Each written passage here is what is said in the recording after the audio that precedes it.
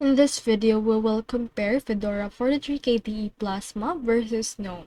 So as you can see right here, I have in here this Reddit thread that can help us with this query. So as you can see, this is actually comparing those two.